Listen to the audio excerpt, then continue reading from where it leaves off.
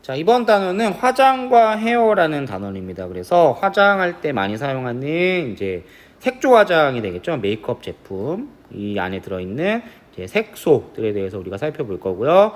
그 다음에 헤어, 머리, 염색과 파마의 원리에 대해서 살펴보도록 하겠습니다. 자, 지금 화면에 보이는 이 그림은 독일 베를린 박물관의 당대 최고의 미녀로 꼽혔던 이집트의 네페르티티 왕비의 흉상이 전시되어 있는 걸 볼 수 있어요. 자, 눈을 보면 눈 화장이 되게 이제 짙게 되어 있죠. 눈 화장이. 그래서 화장은 원래 종교적인 목적으로 시작을 했습니다. 종교적인 목적으로. 그리고 신체를 보호하기 위해 시작이 되었지만 점차 이제 아름답게 보이기 위해서 화장을 하게 되었는데요. 그래서 당시 이 네페르티티 왕비의 모습을 보면 이집트 화장의 가장 중요한 점이 눈이었다라고 우리가 알 수 있겠죠. 그래서 눈 화장을 하면 요 당시에는 신으로부터 보호를 받는다라고 믿었기 때문에 실제로 눈 화장을 많이 했다고 해요. 그리고 눈 화장을 통해서 뭐 여러 가지 아름다움을 표현하는 것도 있고 종교적으로 봤을 때 신으로부터 뭐 보호를 받는다라는 것도 있었겠지만 실제로 눈을 보호하는 기능도 했다고 합니다. 자, 그래서 이번에 배울 내용은 메이크업 제품 속에 들어있는 색소에 대해서 배워보도록 하겠습니다. 자, 현대에는 화장하는 이유가 아마도 아름다워 보이기 위함 때문이겠죠. 뭔가 이렇게 뭐 어떤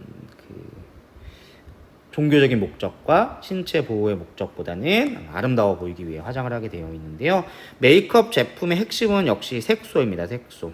색을 표현하는 거기 때문에 이 색소에는 천연색소, 유기안료, 그다음 무기안료 이런 것들이 쓰이게 되는데요. 그 중에서 유기안료 중 하나인 타르 색소는 석탄에서 추출한 물질을 합성해서 만들어집니다. 화장품에 들어가는 이 타르 색소는 약 90여 종 정도에 달하게 되는데요. 이 중에서 여기는 이제 91종 그리고 12종이라고 되어 있지만 우리 교과서에는 수정이 되어 있어서 약 90여 종에 해당하게 되겠고 이 중에서 9종만 식품 첨가물로 허가가 되었습니다. 식품 첨가물로. 그래서 보통 립스틱이나 아니면은 립스틱에 대부분 많이 이런 표시가 되어 있죠. 그래서 보통 무슨 색, 무슨 호, 몇 호라고 표시가 되어 있는데 이게 바로 타르 색소를 나타낸 것입니다. 그래서 이런 것들을 한번 확인해 보는 게 필요합니다. 자, 일반적으로 이런 무기안료나 천연색소는 유기색소에 비해서는 비교적 자극이 적은 편에 속하게 되겠죠.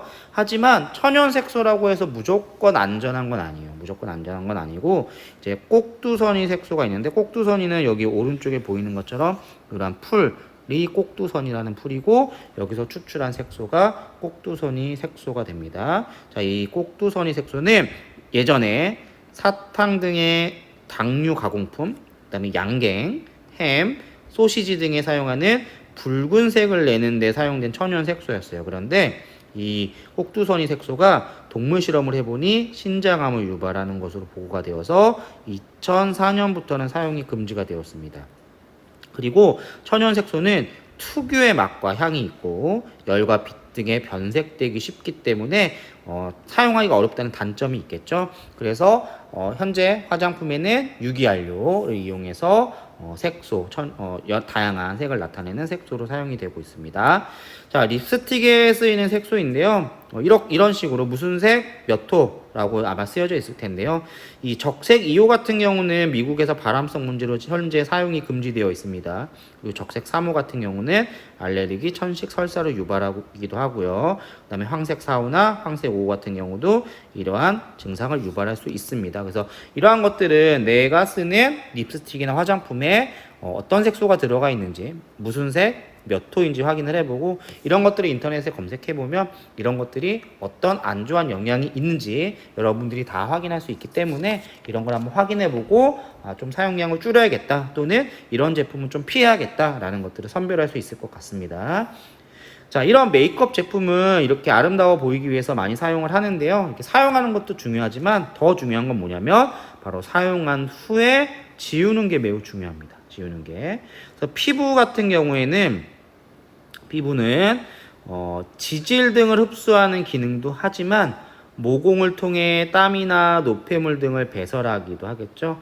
그래서 메이크업을 한 후에 화장품을 100% 깨끗하게 씻어내면 문제가 되진 않습니다. 하지만 화장품을 100% 깨끗하게 씻어내는 것이 불가능합니다. 왜냐하면 완벽하게 씻어내려면 피부에 매우 큰 자극을 주어야 되고 이렇게 되면 피부에 손상을 일으킬 수 있기 때문에 100% 지우는 건 사실상 어려워요. 여러분들이 폼 클렌징을 이용해서 세안을 한다고 해도 그래서 100% 벗겨내는 건 지울 수 없기 때문에 우리 피부에 차곡차곡 계속 조금씩 그 화장품들이 쌓이게 된다는 거죠. 그래서 잘 적절하게 사용을 해야 되고 100% 지울 수는 없겠지만 최대한 폼 클렌징을 이용해서 깨끗하게 지워낼 수 있도록 하는 말끔한 세안이 필요할 것 같습니다. 자, 오늘은 여기까지 하겠습니다.